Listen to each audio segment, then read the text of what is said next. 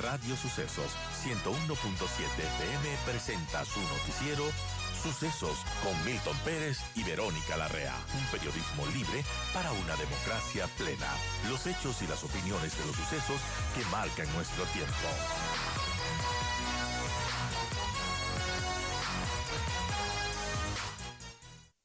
Sí, vamos a conversar con María Sol Borja, columnista de Primicias, pero antes les recuerdo, el gobierno ha dicho que tiene 900 y pico de megavatios que incorpora el SNI y el sistema interconectado para enfrentar el estiaje, pero como dijo la presidenta del Colegio de Ingenieros Eléctricos y Electrónicos, ya la demanda no es del 6%, 400 megavatios, ya la demanda subió al 12%, 800, 900 megavatios. Es decir, crece mucho la demanda, pero la oferta no puede ir al mismo ritmo de lo que necesitamos los ecuatorianos. Bueno, eso es normal, pero bueno, se necesitan los planes que empiecen a ejecutarse, porque los planes per se nunca van a terminar de construirse, tienen que empezar a construirse para terminar de hacerse. Cardenillo, por ejemplo, 500 y pico de megavatios para cerrar todo lo que es el complejo Paute. En fin, ya seguiremos hablando del tema eléctrico, vamos al tema político. María Sol, buenos días, gracias por acompañarnos. El presidente Noboa ratificó 98% de su gabinete, bueno, casi a todos, lo que marca que no habrá mayor cambio en su manejo del gobierno. ¿Qué te parece esto? Buen día. Hola, buen día, gracias por la invitación. Bueno, creo que ahí está un poco la evaluación que él mismo hace sobre cuál ha sido el desempeño de sus ministros, que no sé si necesariamente vaya en concordancia con lo que los ciudadanos piensen. En el caso, por ejemplo, de salud, y ha habido varias quejas hubo en su momento de los profesionales de la salud, y de hecho es uno de los poquitos ministerios que sí cambia la cabeza. Entonces, quizá sí ha habido atención, por lo menos en estas quejas persistentes de faltas de medicina, incluso representantes de profesionales de la salud que decían que están aumentando la mortalidad por casos de trauma, por ejemplo. Entonces, quizá ahí va a haber un giro y habría que estar atentos a eso en este nuevo periodo. Yo me llama un poco la atención el tema de la Cancillería, porque creo que la Cancillería ha tenido una política bastante errática y creo que quizá ese es uno de los puntos como más evidentes, ¿no? De donde quizá habría hecho falta un cambio, primero con el tema de la embajada y de las relaciones con México, que ha habido consecuencias evidentemente, y luego, claro, si vemos también en la posesión la presencia de dos presidentes, también te dice bastante eso como cómo se están interpretando las relaciones internacionales. Es justo lo que te iba a decir. Justamente iba a ese tema, el tema de las relaciones internacionales. Uno hubiera pensado que después de lo que pasó el sábado, porque vienen dos presidentes, se puede decir de última, encima uno viene a criticar y viene a ser cuestionado porque ya lo están investigando en su país. ¿Qué hizo el fin de semana? Eh, no, no, es como una repetición de lo de Cuenca, que fue realmente malo para las relaciones internacionales. Y el Ecuador ahora necesita relaciones internacionales. El mundo no es solamente Trump. Parecería que el presidente Noboa se enfoca 100% en lo que Trump le pueda dar al Ecuador.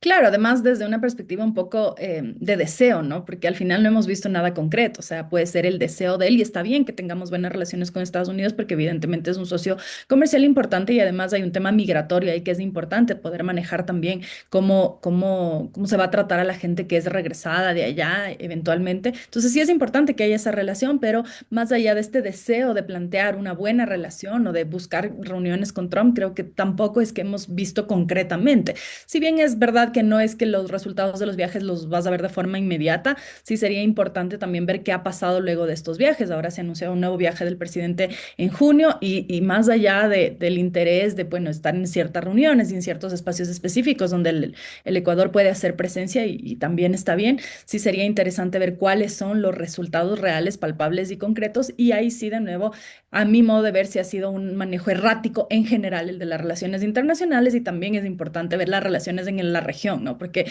cuando hablamos también del tema del narcotráfico no es un tema solamente del país, es un tema regional en el que si bien el apoyo de Estados Unidos es importante, también las buenas relaciones con las fronteras, ¿no? Y no sé si es que al final ha habido algo más allá de la presencia de Petro, que ya tú decías un contexto, y también de la presidenta de Perú, ¿no? ¿Qué más hay más allá de que hayan estado aquí? El uno para, bien sea para criticar, la otra sin mucha presencia más allá que estar en la posesión. ¿Qué resultados o qué vínculos o qué políticas o qué nexos va a haber en los próximos años?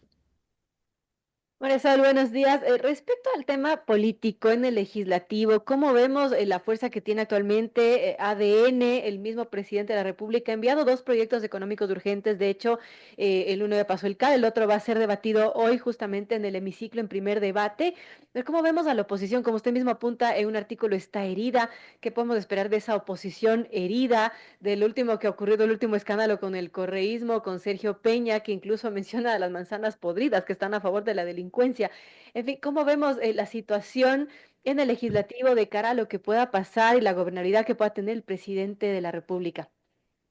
Yo creo que la oposición tiene una deuda también enorme con los ciudadanos, ¿no? Porque me parece que una democracia siempre tiene que haber oposición sólida, oposición seria, que pueda plantear el contrapeso justamente a lo que está planteando el oficialismo, y eso es saludable en una democracia. Pero estos mismas desgranes, no porque sea el correísmo, sino de cualquier otra organización, que de hecho en su momento lo vimos, en su momento me parece que fue la Izquierda Democrática, había un legislador que en 2021, antes de posesionarse también, ya se fue al oficialismo en ese momento con Creo. Es decir, creo que eso te da cuenta también del estado de los partidos políticos, y eso es penoso, porque en democracia, si no tenemos partidos políticos sólidos, pues tú votas porque la gente está votando en plancha. O sea, finalmente, si votas por la RC o votas por ADN, estás votando por la propuesta política que está haciendo una u otra organización. Entonces, resulta un poco entre chistoso, o sea, pero es reír por no llorar, porque cuando ves los desgranes de que me voy, yo soy más popular que ustedes y ahora me voy acá, es como en realidad está siendo votado la lista. Entonces, quizá ahí vuelve a ser necesaria esta discusión sobre esta reforma, ¿no? De el momento en el que tú llegas por una organización, sobre todo ahora que tenemos voto en plancha, porque diferente era cuando votabas finalmente por uno u otro, ibas votando por los nombres, pero cuando votas en plancha, el hecho de salir de una organización podría provocar también que renuncies a tu curul si es que planteamos una reforma en miras de reforzar los partidos políticos, porque esto no se trata de que no haya voces disidentes al interior de los partidos. Creo que eso es necesario, pero también tiene que haber estructuras para poder ventilar esos desacuerdos, porque si sacas todos esos desacuerdos a la opinión pública, a la vida pública, pues los partidos terminan desgranándose. Y una cosa es que los partidos puedan tener voces contrarias, que haya discusiones políticas al interior, y otra cosa es que cuando toman decisiones en conjunto, porque esa es la ley de las mayorías también, si como organización política tú dices, bueno, vamos a votar por A o vamos a votar por B, y luego hay gente que se separa de eso, pues sí hay un problema al interior de la organización política. Eso por un lado, y por otro, sí creo también que siempre que un ejecutivo, sea del color que fuera, empiece a cooptar voluntades de forma poco transparente quizá, porque tampoco hemos sabido cuáles son las ofertas detrás de estas cooptaciones, ¿no? O sea, esta ruptura aparente, silenciosa, tácita todavía de Pachacuti, que ya la vimos también en el gobierno de Lazo, cuando unos se separaban, otros eran los disque rebeldes, llevó a la presidencia a Yori, la misma Guadalupe Yori decía, yo no soy del oficialismo, luego en efecto fue candidata por Creo. Es decir, estos desgranes creo que también nos hacen regresar a ver a cómo actúan los partidos cuando son oficialismo, y creo que eso requiere vigilancia. Los partidos políticos terminan desgranándose, dices, y los políticos terminan desgastándose. Y ahora que tú mencionas el tema del voto en plancha, se habla de reformas. El gobierno ha ofrecido, si bien ya la constituyente pasa a segundo plano, ha ofrecido hacer reformas constitucionales. Quizá por ahí empiecen a surgir las propuestas. El voto en plancha, por ejemplo, el código de la democracia, debería cambiar para volver al tema unipersonal, para no votar por el que no quieres, solamente porque estás obligado a votar por una papeleta, por una lista. A lo mejor eso no sea tan democrático. ¿Y qué otras cosas más? Siempre el Consejo de Participación Ciudadana, cuando hablas de reformas, todos regresan a ver al CPCCS, a ver cómo le quitan las alas y otras cosas más que se necesiten, pero ya se debe empezar a hablar de una reforma en serio. Sí, yo creo que hay una discusión que tengo yo sentimientos compartidos con respecto a lo que mencionas de si el voto en plancha o no, porque por un lado entiendo que la voluntad de que votes en planchas para reforzar los partidos políticos, que es algo de lo que nos quejamos constantemente, y quizá no necesariamente regresar al voto individual, pero quizá poner más controles sobre los propios partidos y organizaciones Claro, porque políticas. espérate ahí un ratito. Sí, reforzar los partidos políticos, pero termina siendo lo contrario, porque terminan poniendo en listas rellenos que terminan yéndose antes de que empiece la asamblea, es decir, antes del pitazo inicial ya están fuera. A eso iba, quizá la necesidad ahí es de buscar algún tipo de acto disuasivo de que eso pase. Es decir, si tú llegas por una organización política y tú renuncias incluso antes, porque una cosa es que renuncies porque, bueno, hay un tema que realmente ya es, no puedes llegar a un acuerdo, es como algo que va totalmente en contra de las propuestas del partido que en su momento pasó con la izquierda democrática, por ejemplo. Ellos planteaban algunos temas, uno de los temas que ellos planteaban favorables, por ejemplo, era el aborto en casos de violación y de repente hubo legisladores que se separaron de eso, pero el partido planteaba como tal. Entonces no puedes tú decir, yo llego por la idea que tiene esta propuesta y de repente al rato de votar ya no estoy de acuerdo, pero amigos, si es que de entrada te estaban diciendo que esa era la postura del partido. Otra cosa sería que sorpresivamente el partido tome una postura diferente y que tú ya no estés alineado con eso, pero caso contrario, me parece que en principio tú sabes a qué organización política vas a militar y cuáles son los preceptos. Entonces, quizá ahí uno de los actos disuasivos podría ser que si tú te separas y peor aún, antes siquiera de sentarte en la curul o en los primeros días, pues tengas que perder la curul. Quizá esa es una opción y habría que debatirlo.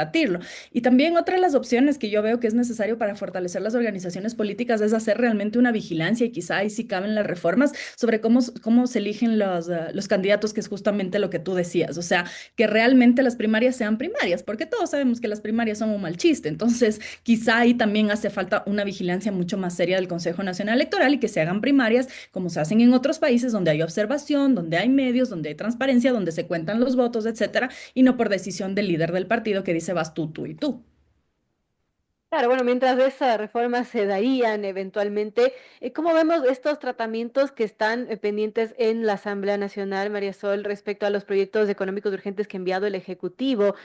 Parece que van a tener los votos, ¿no? Al menos hoy se debate uno. Parece que hay consensos con los cambios que se han hecho en la Mesa Legislativa de Desarrollo Económico. Parece que han logrado llegar a consensos, han logrado parlamentar. Eso es importante, o sea, está bien los consensos y está bien que haya diversidad. Yo creo que es saludable para el país también que haya diversidad de posiciones dentro de la Asamblea y que no tengamos las aplanadoras, que llegan, no se discute nada y se acepta todo, se vota todo tal como llega. La discusión y de hecho los parlamentos son precisamente para eso, para poder contraponer propuestas y para poder poner estas observaciones de cosas que te pueden preocupar y que puedan ser mejorables, porque finalmente la idea de que un gobierno proponga una ley no es decirle no de entrada, sino que ver qué puede ser mejorable de esa propuesta y en ese sentido creo que es saludable y que se ventilen también desde la sociedad civil, desde los medios de comunicación, las preocupaciones que en su momento se planteaba en el primer proyecto económico urgente. Con Milton lo comentábamos en Teleamazonas el tema, por ejemplo, de los allanamientos, quién los va a decidir, cómo que eso se pueda pulir y que puedas tener un marco legal que sea, que respete el debido proceso, creo yo, porque si bien tenemos estos desafíos gigantescos en cuanto a seguridad, tampoco puedes sacrificar, creo yo, pequeñas parcelas de democracia a cambio de una promesa de que las cosas van a resolverse. Entonces creo que es saludable que en la Asamblea Nacional haya estas discusiones y que se alejen un poco, cosa que todavía no hemos visto, también de estos shows, ¿no? De estas peleas personalistas que todavía las vemos, que es una práctica también yo creo incluso a veces hasta para llamar la atención de los medios y de los comentarios y tenerte distraído un poco en, le dijo tal, le dijo cual, cuando en realidad la labor de la Asamblea Nacional debería ser un poco más seria y estar a la altura de lo que el país necesita. Claro, y también un asambleísta que se para con un parlante afuera de la asamblea para también llamar la atención. Eso habla muy mal también del legislativo, que otra vez empieza a ser cuestionado por los ecuatorianos. Y ya no es sorpresa de que sean los de menor calificación en aceptación de funciones. Pero sí hay que cuidar un poco también las formas, tanto los oficialistas como los opositores. Mm, sí, pero es que también partes de los cuestionamientos que se ha venido arrastrando de otras asambleas. O sea, en estos días también se ha recordado, se ha vuelto a cuestionar frente a la Comisión de los Trabajadores, de Derecho de los Trabajadores, una persona que en su momento estaba señalada por diezmos. Es decir, no sé si son las decisiones más sabias también o por acusación de diezmos. No sé si son las decisiones más sabias justo en el sentido de tratar de elevar el nivel de las discusiones. Y también yo creo que lastimosamente, para bien y para mal, los parlamentos como las elecciones son una demostración pequeña de lo que es el país. O sea, finalmente los asambleístas no vienen de Marte, vienen de entre nosotros. Entonces también esas representaciones de esas prácticas son parte de lo que es esta sociedad. Y en esta sociedad polarizada y en esta sociedad en donde también de repente todo se convierte en un show y todo se espectaculariza, no podrías no esperar que la asamblea sea diferente a cómo se operan en otros espacios. Entonces, ojalá vayamos viendo pequeños cambios por lo menos en eso, porque las condiciones del país sí lo necesitan y son históricamente drásticamente distintas a lo que en otros momentos han sido, porque las cifras no hemos llegado nunca a estas cifras, entonces sí se requieren respuestas urgentes. Así es, Marisol, y ojalá baje baje el tono político y también baje el veneno que existe. Gracias por acompañarnos. A ustedes. Marisol Borja, periodista, columnista de Primicias. Nos vemos mañana, a ver.